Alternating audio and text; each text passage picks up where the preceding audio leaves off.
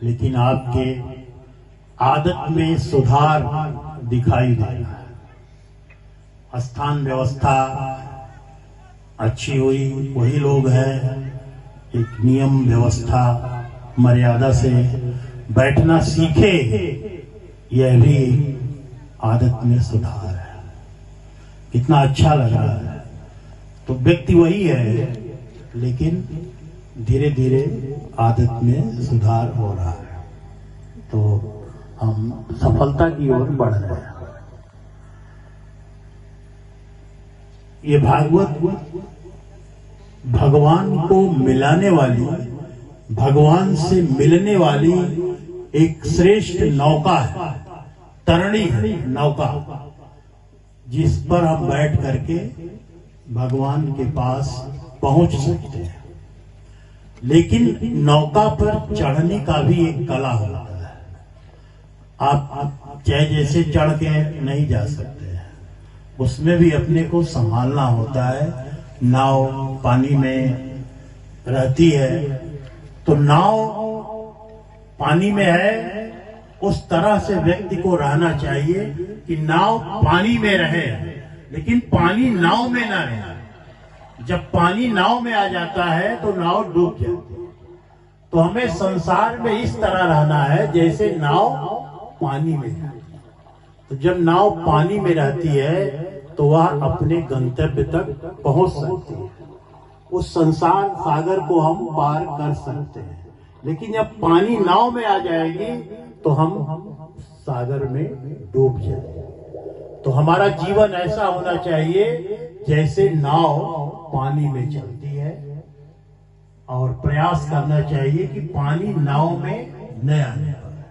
हमेशा नाविक उसको उलझता रहता है। अगर कहीं छेद है तो वह सावधानी से उलझता रहता है कि कहीं अगर पानी भर गया तो डूब जाए। तो हमारा भागवत ये कहता है कि हमें संसार को त्यागना नहीं है। संसार में रहते हुए हम भगवान तक पहुंच सकते हैं। जैसा कि भक्तगण पहुंचे। भक्त के लिए कोई ज्ञान, बहुत बड़े तप तपस्या की आवश्यकता नहीं। भगवान को भाव चाहिए। भाव अगर अच्छा है तो हम भगवान को आसानी से पा सकते हैं। अगर हमारा भाव अच्छा नहीं है तो हम कितना भी तप तपस्या पूजा अर्चन पैसा खर्च करें, भगवान तक नहीं पहुंच सकते। तो हमें अपने भाव को अच्छा बनाना है। भाव कुभाव नहीं होना चाहिए। एक नगर में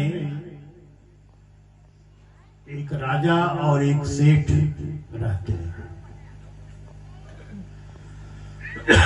सेठ का चंदन की लकड़ी का व्यापार है।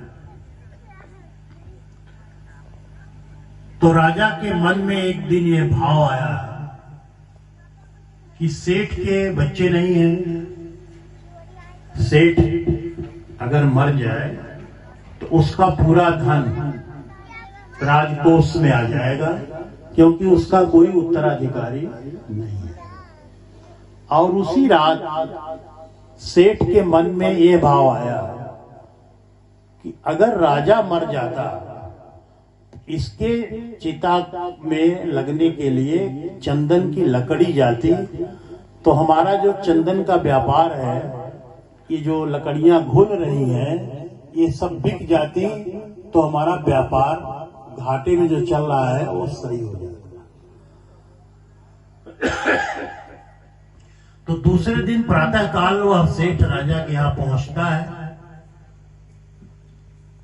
तो राजा ने कहा कि बताओ, तुम्हारे मन में हमारे प्रति कोई दुर्भावना तो नहीं आई? तो वह बताता है कि आज हमारे मन में यह भाव आया, अगर आप मर जाएंगे